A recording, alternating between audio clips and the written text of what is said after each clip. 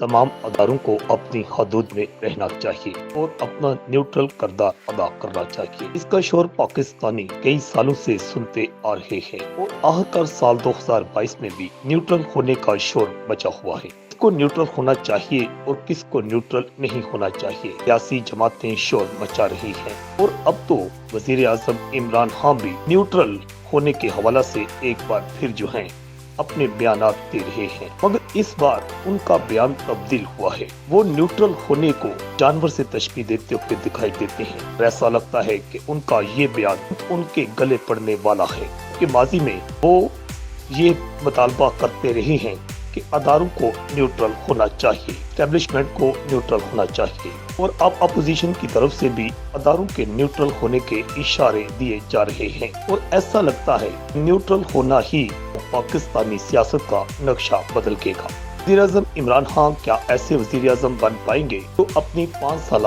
मुद्दत पूरी करेंगे, क्या वो इसी साल और इसी माह मार्च में इनके अदम एतमाद कामयाब होने के बाद ओहदा से हाथ धो बैठेंगे।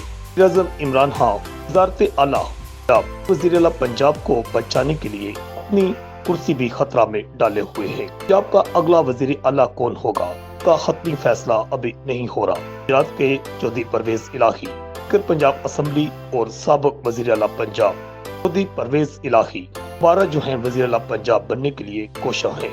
तहरीक इंसाफ के अलीम खान और जहांगीर तरीन के खुलकर सामने आने के बाद चौधरी परवेज इलाही और चौधरी बरादरान की अहमियत में सियासी अहमियत में कमी वाक़या पेश आई। कुछ अरसा कबल चौधरी बरादरान के गिर्द पूरे मुल्क की सियासत घूम रही थी। हर कोई उनके पास जा रहा था, चाहे आसफ अली जरदारी हो, चाहे मौलाना फजलुर रहमान, चाहे MKM और चाहे वजीर आजम इमरान खान और वजीर आला पंजाब उस्मान बुज़दार।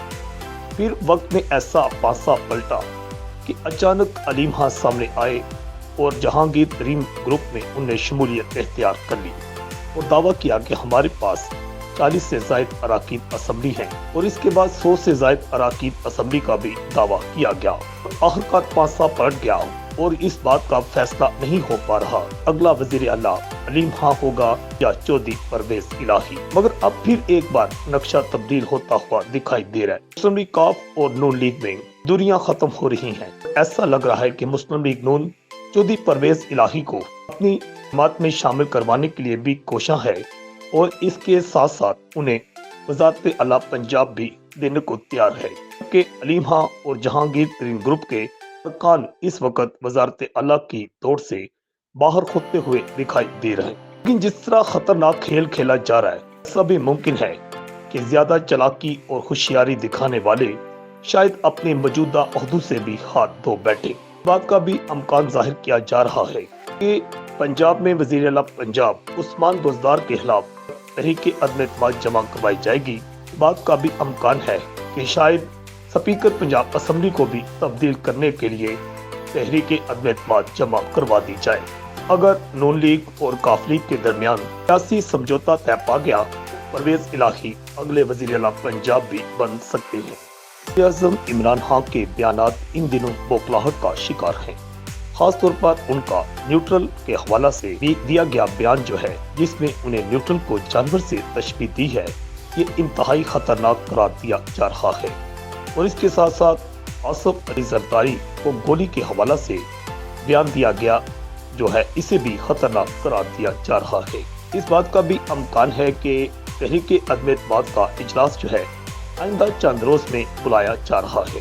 तहरीक अदम एतमाद कामयाब होगी या नाकाम, इस हवाला से शर्तें भी लोगों ने लगाना शुरू कर दी हैं। अगला वजीर आजम कौन होगा, इस सिलसिले में अब वजीर आला पंजाब शहबाज शरीफ का नाम गर्दिश कर रहा है। नाम अभी मजीद कोई नाम सामने नहीं आया। वजीर आजम और वजीर आला के बाद सदर मुमलकत आरिफ अलवी को भी तब्दील करने के लिए अपोजिशन मुतहिद नजर आती है। उनके खिलाफ भी मुआवजे की तहरीक जो है चला दी गई है। अगला सदर बनने के लिए साबिक सदर आसफ अली जरदारी और मौलाना फजलुर रहमान के नाम भी गर्दिश कर रहे हैं। हम माह मार्च में बहुत कुछ होने वाला है। 23 मार्च से पहले लगता है कि पूरे मुल्क का सियासी नक्शा तब्दील हो जाएगा। और मौलाना फजलुर रहमान की तरफ से पीडीएम की तरफ से जो एहतजाजी मार्च की तारीख दी गई है, लगता है कि अहम तब्दीलियों के बाद शायद इसे भी मौखर कर दिया जाएगा और 23 मार्च को पीडीएम का लॉन्ग मार्च नहीं होगा।